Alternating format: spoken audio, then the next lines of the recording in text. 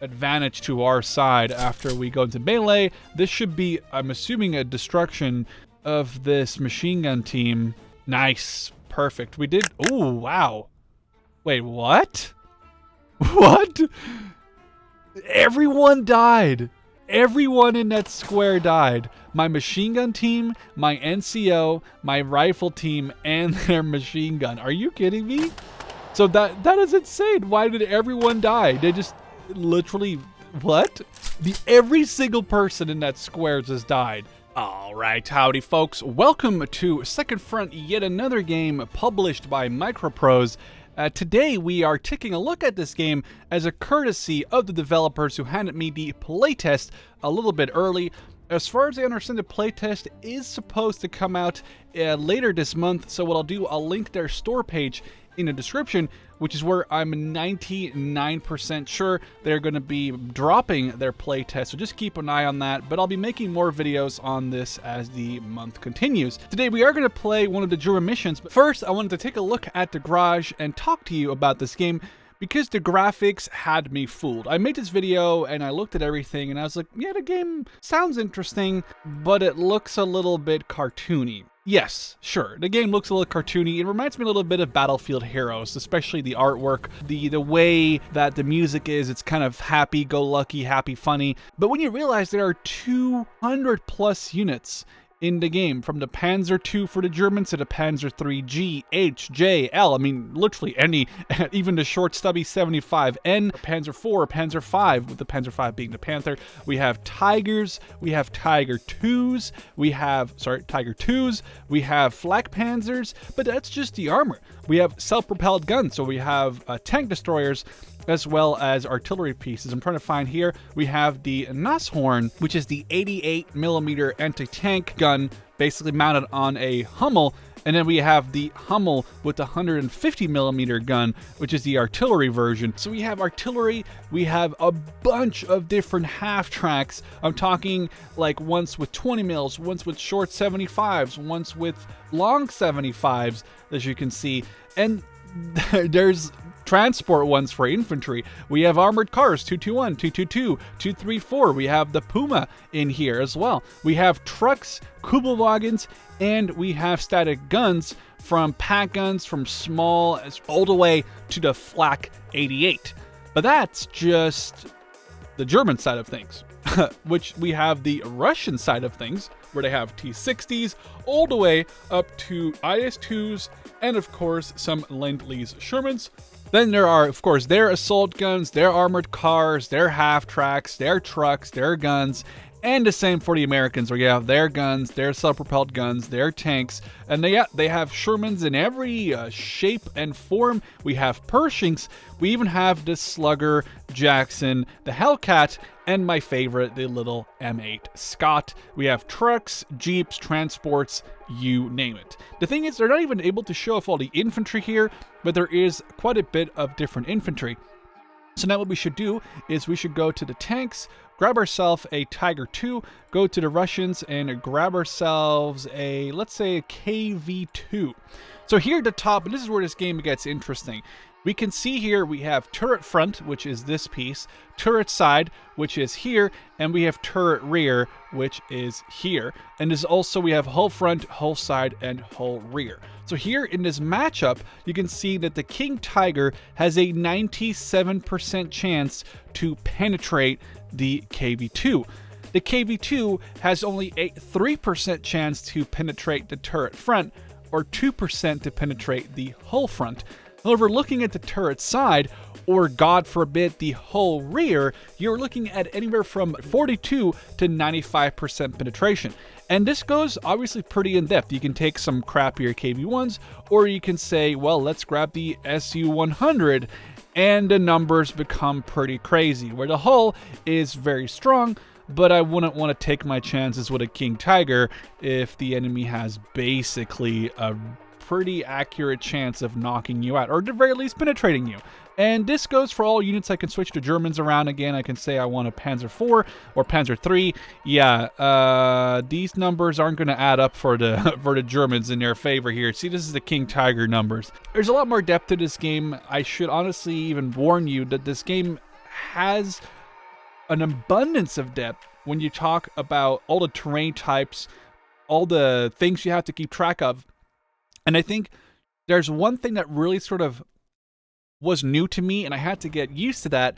And you'll see here as we launch the first German mission, where we are playing on the Eastern Front. It is February 27th, 1942. We are just going to skip the little tutorial info they give you here, but if you're playing this little tutorial button, you can kind of grab and see what they said.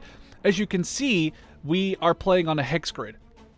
And the way this works is if you press F, you can see the field of vision from any grid, the ones that are lit up. So this place can see all the way back here, but it can't see behind this forest tile. Anything that's lit up can be seen. Now, the one thing that confused me, as we actually open this, we can see into the house. There's also multiple levels on buildings. You can see, I think there's 3 or 4 levels. The one thing that confused me is the phase system. So first, you are blue, and what happens is you can move and then fire. So I could move these guys and then tell them to engage something. Then the enemy gets to just fire at anything they can see. Then the phase here is the panic phase, where units that are panicked or stressed out will run. Then there is the advance phase, where the player who had the move and fire phase gets to advance 1 square, either into an enemy unit to engage into melee, or just for the hell of it if you want to get an extra tile of movement. Then the 5th one is the melee phase, where your units, if they did enter a square with an enemy unit, they will do melee, and the numbers and rolls will be, the dice will be rolled for that. Then the enemy gets to do all that, so it gets flipped. So this becomes the enemy's move and fire phase. It becomes your sort of return fire phase. It becomes the panic phase, where obviously the units that have been panicked or distraught, they get to run away from the battlefield or run away from the battle. And then the enemy gets to do his advance phase, and then there is a melee. And then it goes back to this, where it's your advance, your move, your fire. They get to fire, the flee, and you get to advance. So there's this little sort of twist that I wasn't really caught up on until I played for a good while. So when you have that in mind, now we're going to grab this machine gun. So you can run, you can crawl, you can walk. There's a lot of different advantages and disadvantages to walking and running. The manual basically said, never ever use the red thing unless you absolutely have to. So we're going to do it and grab the machine gun. And what this maybe reminds me of the most is sort of XCOM. And I know people are probably tired of me saying XCOM this, XCOM that. Every unit actually gets to sort of counter fire. I think it's called second fire. They, if I'm spotted, can actually fire when my units are moving. But currently, it doesn't seem like my units, they have eyes on my units, or they're not willing to engage. We could actually push them in. So we could fire at these guys, but the chances of hitting them is unknown, because I don't think we know what the units are yet, which is why they're unknown. We're going to go ahead and advance.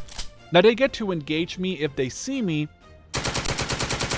Luckily for me, they miss. And now we get the escape phase. And now I get to do the advance phase, where I get to move up 1 square. So I might as well move up 1 square. I don't think there's any reason not to, just so we get a little bit more advance on the terrain. And now the melee phase, and then this flips. So this now becomes orange, and it's the enemy's turn to move and fire. And then this will flip, where I get to shoot. Now my guys, I'm not sure what stand means. I think it means that they withstood the assault. I had been looking up at that actually, but I can't seem to find what it means. I'm trying to figure out, because the manual doesn't say anything about it, but it's our turn. We get to fire at this machine gun with a 28% chance to hit. So we're going to hope they pinned them. That's actually not bad.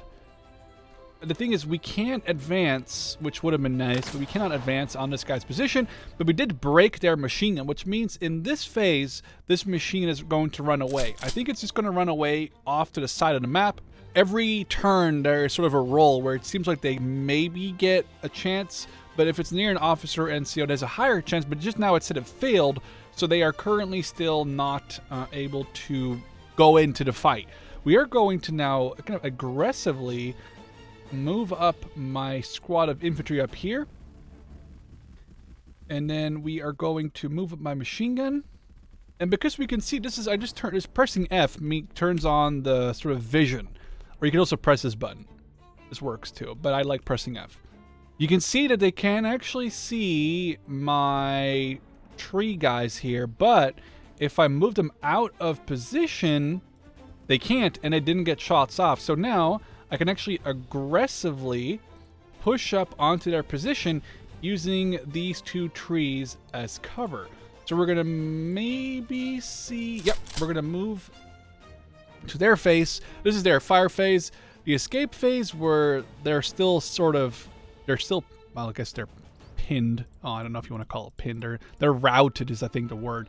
We're not going to advance into this tree line because if I do, they get a chance at shooting at me twice. They'll get it now, and they'll get it in the next phase, which I don't want to happen. I don't know why I'd want to give them a free kill. There's a rally, so the machine gun has now become operational again, and because it's their move and fire phase, you could technically move into a position to really piss me off if I get unlucky. But I think what we need to do is we'll need to just push them forward into our move phase, take that sort of return fire, the XCOM sort of Overwatch thing, right? We can't fire at anyone. And then we're going to have to shoot them, hope we survive the fire phase, and in the advanced phase, we could actually... Oh, that's kind of bad. It's okay. I'm surprised my guys didn't get the return fire, but it's fine. It's fine, because we now get to move and fire. So this is kind of crazy, actually. Man, okay, let's shoot the machine gun at it. Okay, let's try that again. Nah, we pinned one of them. Not regular rifleman into team fire. Okay, it's fine. This unit is pinned. Now we can try the same thing, or do I want to move and then fire? I could be behind them, sort of cutting off their... But I'm not sure if I'm going to get shot while moving. I feel like I might be getting shot while moving. So why don't we just engage this from really close? Okay, we broke one of them. So the leader is going to break. This machine gun squad's still pinned. Want to use the other team to engage? Oh, don't tell me they're going to survive all this. I need this guy's... Yes, okay, we broke and pinned them. So I think we have a decent chance. If they don't destroy me, I'm going to advance on their position. They are going to be engaging. Pinned my infantry. Okay, so now there's the guys with the double things, I think are going to escape, but the yellow guys are only pinned, so they're not going to be in need of escaping. And now we can actually advance. We can see that we actually have a 28% chance to ambush them. So I'm going to give this a decent chance of eliminating them. We're going to actually advance everyone and go into the melee phase and pray for the best here. I'm giving my guys a decent chance, honestly. I guess my NCO stayed behind.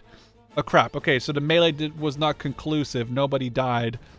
Okay, that's failed, so they do not have access to these teams yet because they both failed the recovery phase, which means they are still behind the lines, sort of routed, waiting for their morale to come back. I'm wondering if we want to engage this squad. Yes, they're broken. That's perfect. Okay, they're going to be dead or... Okay, well, they're already super...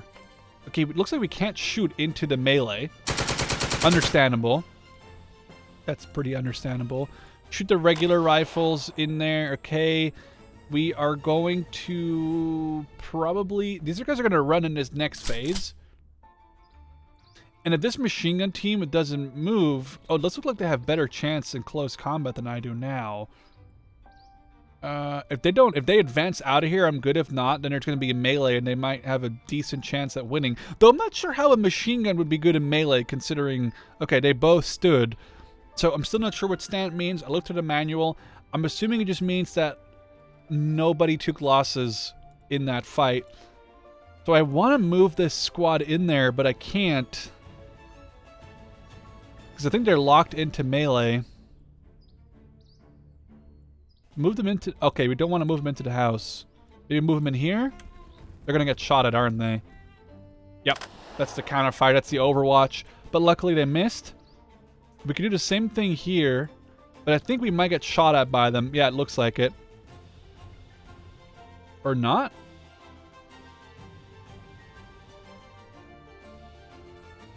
Okay, we're going to engage, even though it's a little bit of percentage. Yeah, not really worth. We can engage a little, but maybe I'll just walk into the house and have actual cover. 33%, that's not bad. Ah, crap. Okay, so right now we're just going to move our officer with the machine gun team, or our NCO, because currently he's not doing anything there. Now they're going to get to engage us, though, and we're all really close together. Oh, but they aren't shooting at us. They're actually escaping. So there's only one unit left in this house, and it's obviously the machine gun team here. But now we can enter close combat and really flip the advantage to our side after we go into melee. This should be, I'm assuming, a destruction of this machine gun team. Nice. Perfect. We did... Oh, wow. Wait, what? What? Everyone died. Everyone in that square died. My machine gun team, my NCO, my rifle team, and their machine gun. Are you kidding me? So that is insane. Why did everyone die? They just literally... What? Every single person in that square just died. The 3 or 4 man Soviet machine gun team just killed everyone. Also, we won the battle because we captured a VP. We are going to go back because I actually want to see if I can eliminate these guys. But we're going to see if we can at least finish these guys off. But it's weird how that entire square got destroyed right there. That's a little awkward. Like, everyone freaking died. That's kind of funny in a way to me, actually. Okay, these guys are now broken because I think if they have one exclamation mark and an infantry unit closes within the same distance, like within one square, they basically freak out. So obviously they're not too happy. I'm so stunned by what happened in that square, but they're retreating more and more. We can kind of just keep hunting them down. Doesn't really matter. We'll advance one. We'll let them go. We'll see if they get to come and return, or if they stay. Yeah, they failed the init check, I suppose. Now it's their turn to advance and move, but I don't really know. Maybe the officer or the leader has a little bit of a chance. Yeah, not really. They're going to be just annihilated as we have this officer even further away. Get some overwatch from my soldiers. He's furthest corner you can imagine in the world. So we're just going to hunt him down. Lock him in. You can only go away to the north. Continue. And yeah, this guy is going to be feeling good. It's actually going to be his turn to move, but he can't. So we're just going to fire. I'm surprised we haven't killed him yet. He's wounded again. That's like him wounded twice. This guy is taking every bullet. We're going to advance my entire formation of soldiers inside of his... Okay, he surrendered, finally. So that leaves this battle with a rather weird melee in that forest, but just an early look at this game, and it is complicated. I'm not going to sit here and lie and say that I immediately got what I was doing. It's complicated. It's not easy. The graphics are simple.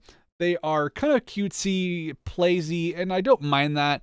I can see why people might not be huge fans of it, but it does allow for people to run this game on their computer, and you know, their computer doesn't have to be a NASA supercomputer. So that being said, this was an early look at the first German mission, but it's the second mission you unlock in the playtest. The playtest should be coming to you very soon. And I just wanted to add this. You can actually go into the garage and look at some of the history behind every single model, weapon, machine gun, tank, truck, you name it, which is kind of cool. So for nerds like myself who really want to read all this stuff, you can go ahead. But for now, I hope you guys enjoyed this early look at Second Front. I'll be playing some more of the game because right now there are at least 3 more scenarios I haven't checked out yet. So I think I'll be making a video on one, if not two of those. And obviously when the playtest is out, I expect to see some of you guys in there as well.